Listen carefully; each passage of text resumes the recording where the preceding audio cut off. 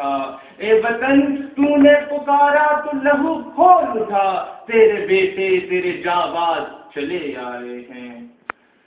شاید تم بھول گئے ہو جب پاکستان کا ایک جہاز ہندوستان کے 4 جہازوں پر حاوی آ جاتا تھا، جب پاکستان کا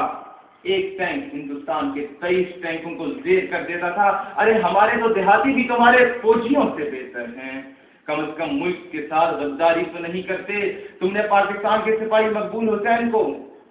جب قید کیا، اس کو ظلم و تشدد کا نشانہ بنایا، اس کی انگلیاں کاٹ دیں، اس کی زبان کاٹ دی، اس کی ٹانگیں کاٹ دی، لیکن پھر بھی وہ اپنی خون آلود انگلیوں سے ہندوستان کے جیل کی دیواروں پر پاکستان زندہ باد کے نعرے تحریر کرتا تھا۔ ارے تم تو اسلحے سے لیس ہوتے ہو، پھر بھی پاکستان پر حملہ کرنے سے کتراتے ہو۔ ارے ہم تو اسلحے کے بغیر بھی نعرہ تکبیر و رسالت کی صدا بلند کرتے ہوئے صرف اور صرف اس بات کا انتظار کرتے ہیں کہ کب آفیشیلی آرڈر آئے اور ہم ہندوستان کو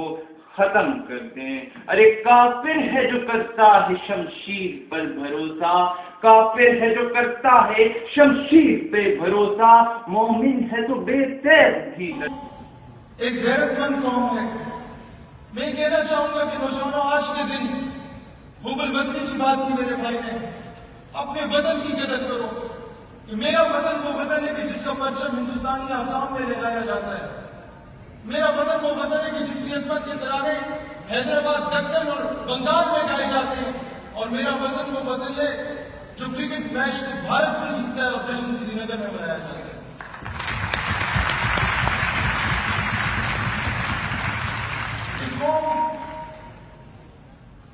اس کے جوان تو جوان، اس کی مائیں و مائیں تھے۔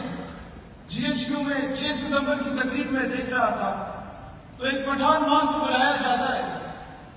اور پوچھا جاتا ہے کہ تمہارا بیٹا شہید ہوا، تمہارے کیا تاثرات ہیں؟